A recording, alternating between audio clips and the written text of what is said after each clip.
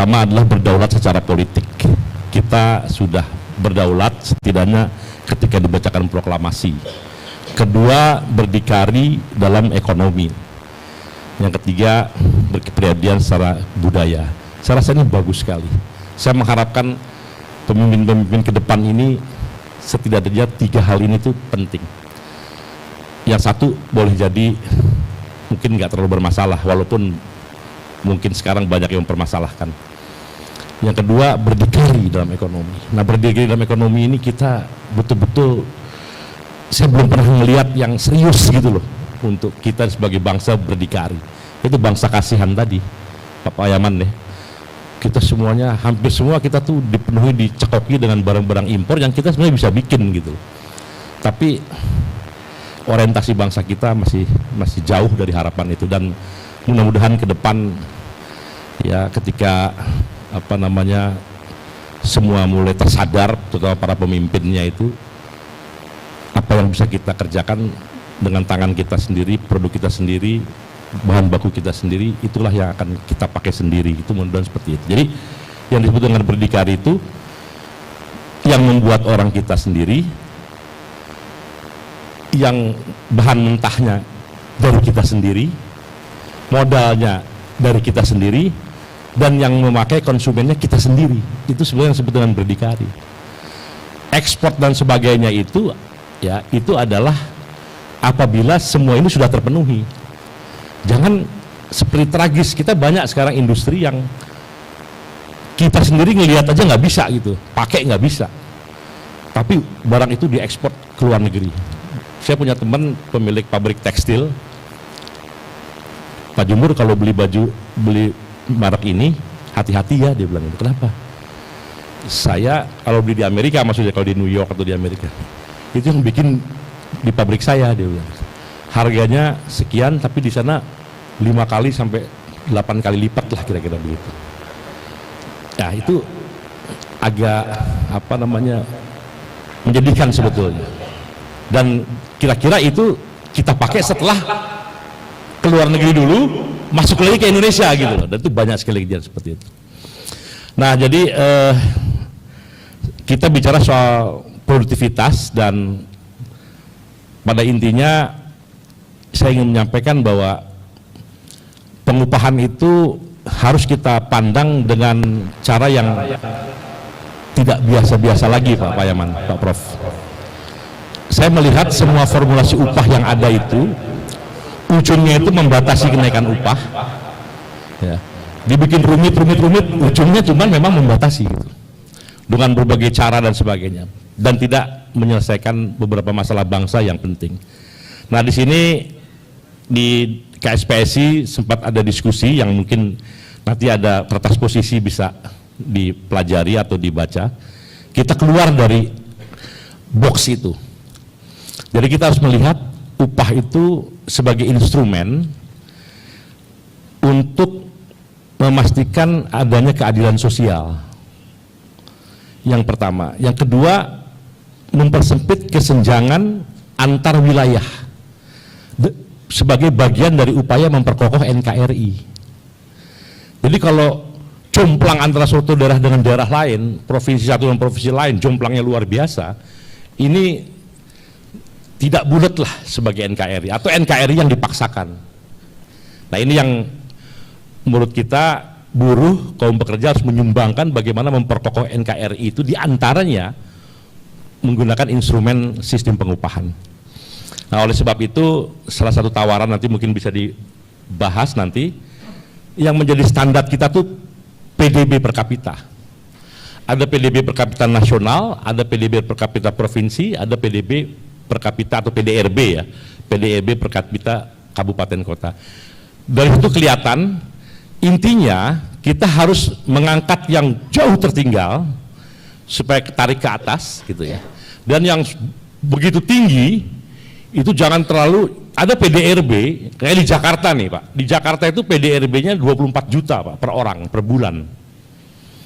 Ya, sementara PDB tahun per bulan nasional cuma 6 juta. Nah, barangkali gaji 6 juta aja baru seperempatnya gitu loh. Begitu juga Kepri, Riau, Kepri Riau, Sulawesi Tengah, daerah-daerah yang Kalimantan Timur itu PDRB-nya tinggi sekali, tapi upahnya tetap aja 3 juta, padahal upahnya mungkin bisa beberapa kali lebih banyak dari itu. Nah, tujuannya apa? Tujuannya supaya makin banyak orang merasakan hasil kerjanya lah, kira-kira begitu. Dan kenapa sih kita kok susah banget kalau ada orang mau punya duit, kayaknya kita nggak rela gitu loh. Nah, ini negara Pancasila harusnya mulai rela.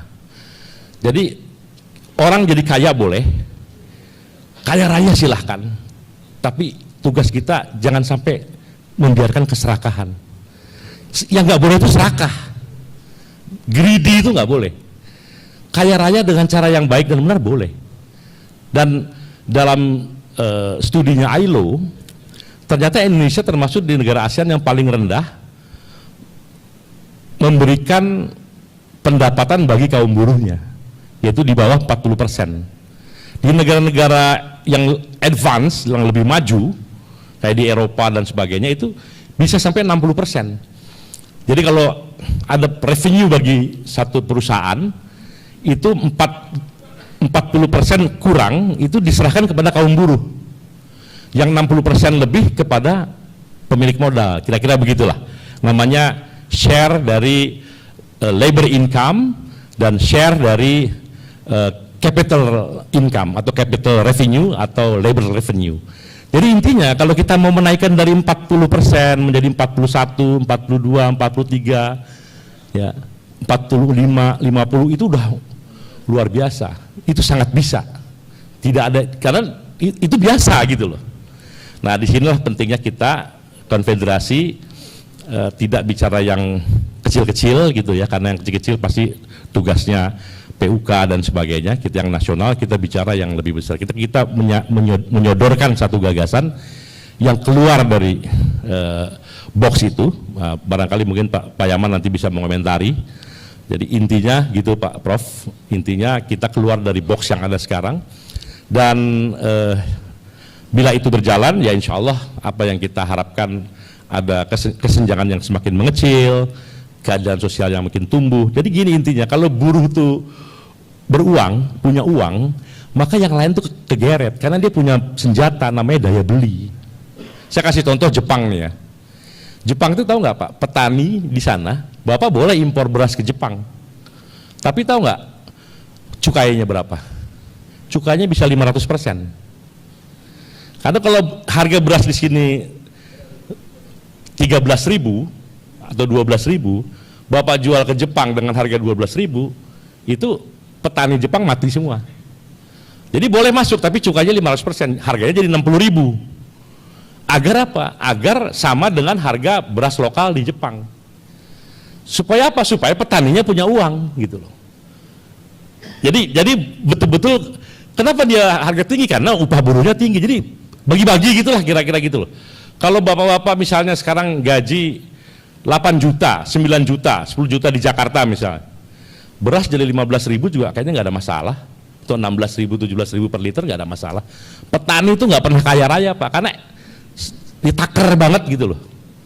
Nah kita juga nggak boleh, jadi kita nggak boleh juga pengen kaya sendiri gitu loh. Jadi itu bagian daripada solidaritas kita terhadap rakyat kita semua. Jadi powernya itu ada di buruh, dan powernya buruh adalah daya beli. Salah satunya dari daya beli itu adalah upah yang layak dan pantas, bukan mengada-ada. Ya, jadi kira-kira itu mudah-mudahan bisa didiskusikan dengan lebih tajam gitu. Belum tentu gagasan ini juga benar, namanya juga sebuah kertas posisi ya. Paling banyak kritik, banyak masukan. Misalnya kita menghadapi soal UMKM bagaimana kalau itu kan semuanya juga bisa dihitung lah, kira-kira begitu. Nanti ada perkecualian dan sebagainya. Jadi saya rasa itu, selamat bersarasehan, dan saya yakin dengan niat yang baik kita bisa menyodorkan satu gagasan bagi teman-teman di pemerintahan, di Dewan Pengupahan Nasional, dan insya Allah karena itu buruh ke depan semakin sejahtera karena keberadaan kita. Terima kasih, selamat berjuang. Wassalamualaikum warahmatullahi wabarakatuh.